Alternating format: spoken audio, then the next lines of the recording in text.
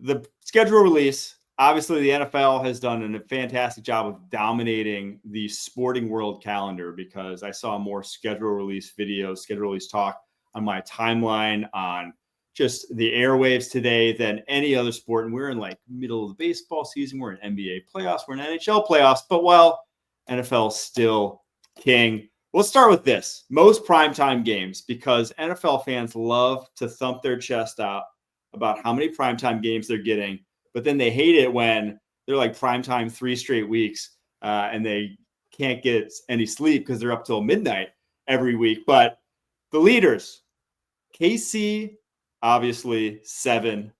I think the fans are all begging for that number to be lower this season after how much exposure they've gotten the past few years. But they're still going to be the leaders when they are obviously going to as many Super Bowls as they've been to.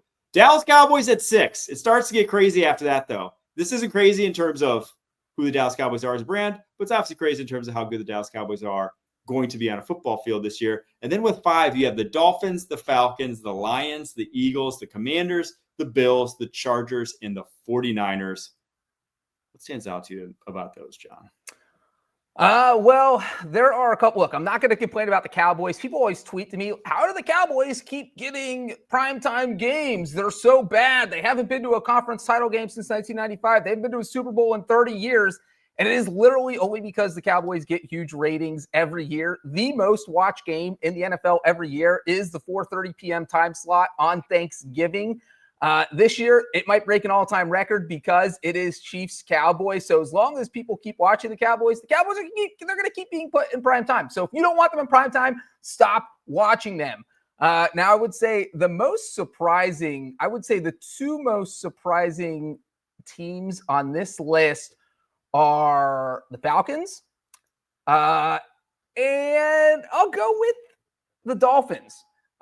Look, what have the Falcons proven? Could Michael Penix end up being great this year? Sure, but I would not have thrown them in 5 primetime games because who knows with that team. If the Falcons went 5-12 this year, I wouldn't be shocked. If they went 10-7, I wouldn't be shocked. This is a team where I feel like they could go any which way. And so maybe this is the team that's going to be flexed out. That's why the NFL created the flex and get rid of the teams. And then the Dolphins, it's just like, Mike, who are the Dolphins? They're 8-9. They're 9-8. That's what you're getting. You know what you're getting. You're not getting a 14-3 team. You're not getting a 3-14 team.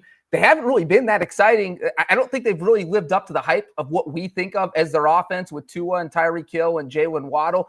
I don't even know that Tyreek Hill even wants to play for the team. Sorry, Harry, our producer, who's a resident Dolphins fan. But yeah, I'm sure I want to see the Dolphins 5 times in prime time. So I thought the Dolphins and the Falcons were the 2 most surprising that you named. Yeah, and the Dolphins, majority of those primetime games are the second half of the season, which is shrewd given Tua's injury history. And I had to look up earlier, it was after the first round trade that the Falcons made, when they gave up next year's first rounder. I was like, I was critical of the trade because they're not necessarily a team that, someone who you're going to be drafting in the 20s, where it's like, kind of the range of picks you're giving up. They haven't had a winning season, not just a playoff season, a winning season since 2017. And they're getting 5 primetime games. People are buying Michael Penix hype, apparently. But I'm with you about the Cowboys. They draw ratings. And honestly, if it keeps them out of that 4:30 slot, where it's got the sun glaring through the windows at Jerry World, if it keeps them out of that, and we don't get those terrible games that have that glare and wide receivers dropping balls left and right, then I'm fine with it. Let's go to the flip side. Teams that have the least primetime games. Not a ton of surprises here. Indy, Jacksonville, Carolina all have 1. Cleveland, Tennessee, and New Orleans with the bagel. No primetime games for any of those teams. I would say the Tennessee Titans are the most surprising. They have the number 1 overall pick in Cam Ward. Do they think that Cam Ward's not going to win the job, that Will Levis is going to sneak in there? Because I understand not wanting to put Tennessee in a primetime spot if Will Levis is the quarterback, but you have Cam Ward. Everyone wants to see the number 1 overall pick. I thought maybe they would get an international game. That didn't happen because even just a standalone game would have been good. It didn't even have to be primetime. Put them at 9:30 a.m., just where the country can get together and watch Cam Ward. They didn't get any of that. They only got a couple 4 o'clock games. This team is your 1 p.m. standard Sunday team this year, and I was surprised by that. Not surprised by the Browns. They feel like a team. Let's say Shedeur Sanders wins the starting job and he looks okay. People want to watch him. Boom, you flex him in somewhere on a Monday or a Thursday or a Sunday, whatever. So I think that's what would be with the Browns. And obviously with the Derek Carr news, say still even know who their quarterback is going to be. I'm not surprised they didn't get a primetime game, but I thought the Titans are the most surprising team to not get a primetime game. Yeah, I do wonder if the NFL maybe thinks that at least early on the season, Will Levis might win that job. Like if you may not get Cam Ward right out the gate. Now, I'd be very surprised about that, but that might be some hesitation because if you got Will Levis in prime time, it's just a little bit different for the NFL and who's going to watch that game. The surprising one to me is that Indianapolis is on here with one. And again, I don't find them terribly exciting. It's not this massive market either, a massive fan base.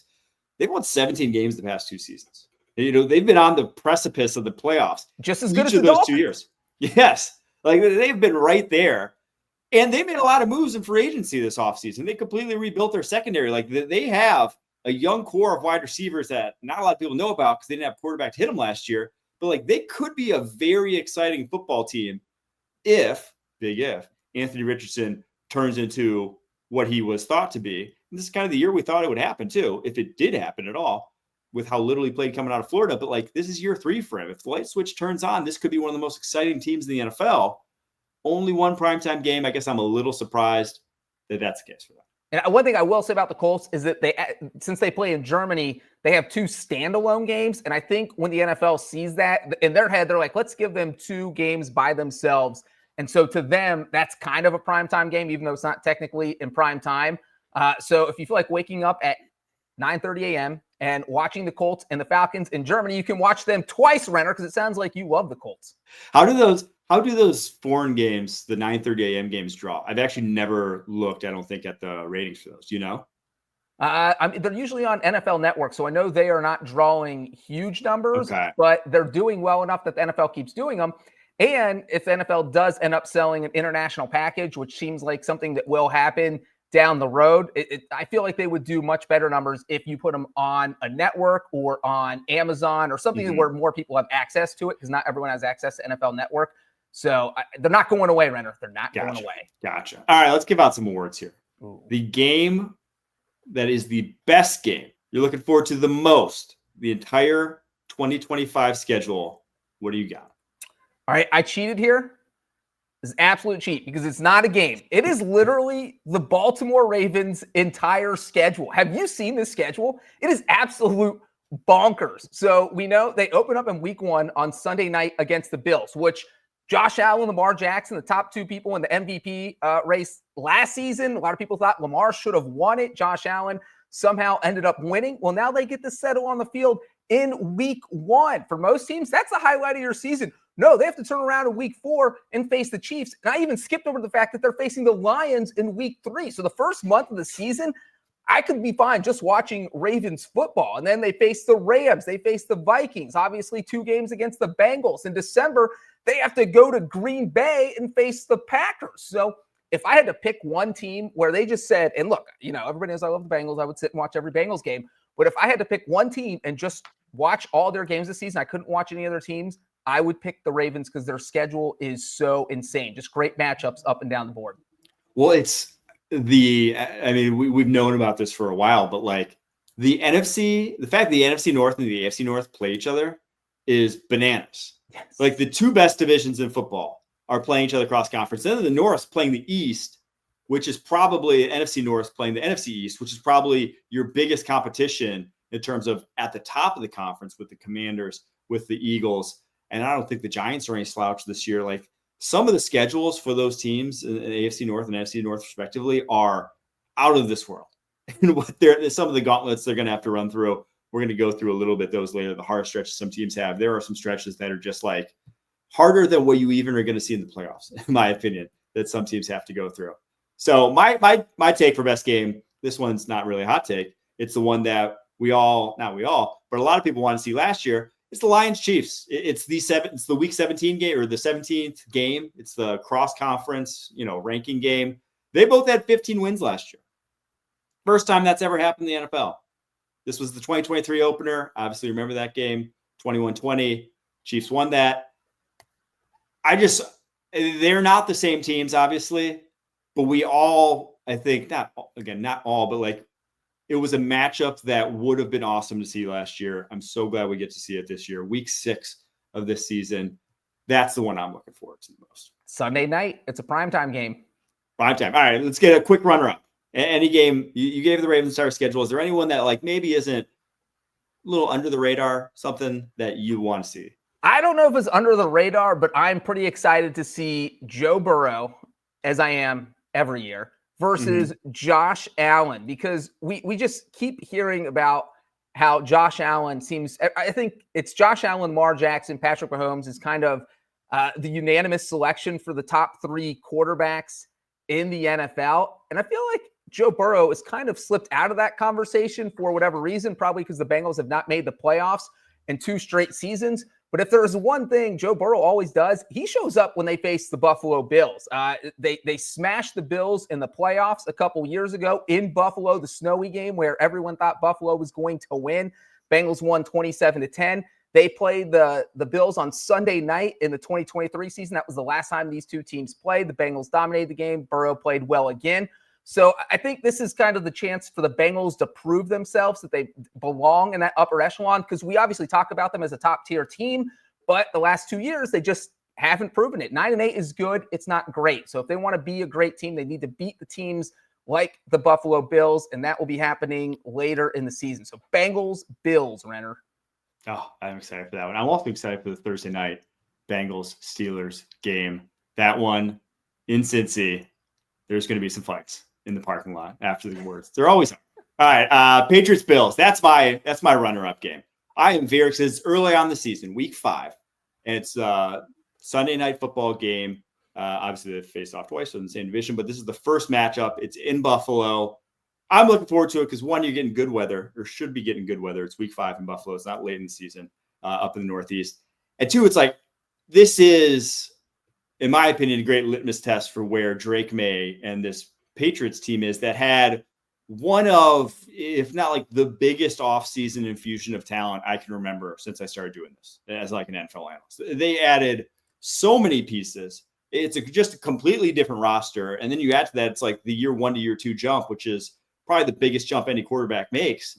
That this Patriots team that has, I believe, the 3rd easiest schedule, at least from last year's strength of schedule, they could be wildcard contenders. I'm not going to say they're going to challenge the Bills for the division, but with an easy schedule and with all they added to this roster, it's just going to be completely different. So I think right then, week 5, we'll get a real handle on how for real or just how ready that Patriots team is to compete. Renner, I'm glad you mentioned that the Patriots have an easier strength of schedule, because there is a trend there. And I know that strength of schedule, it's last year's records and blah, blah, blah, blah.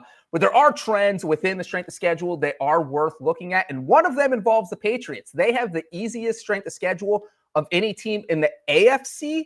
And over the past 4 years, the AFC team with the easiest schedule has finished with a winning record. And over the past 3 years, those teams have been the Chargers. Last year was the Chargers. First-year coach Jim Harbaugh. They made the playoffs. 2 years ago, it was the Texans. First-year coach Miko Ryans. They made the playoffs. 2022, it was Jacksonville. First-year coach Doug Peterson. They didn't make the playoffs, but they went 9-8. So the Patriots are in the similar situation as 3 teams that literally just had the easiest strength of schedule in the AFC with a first-year coach. So I like what you're saying about New England. Oh, you're making me only feel better about my Patriots over bet that I've been touting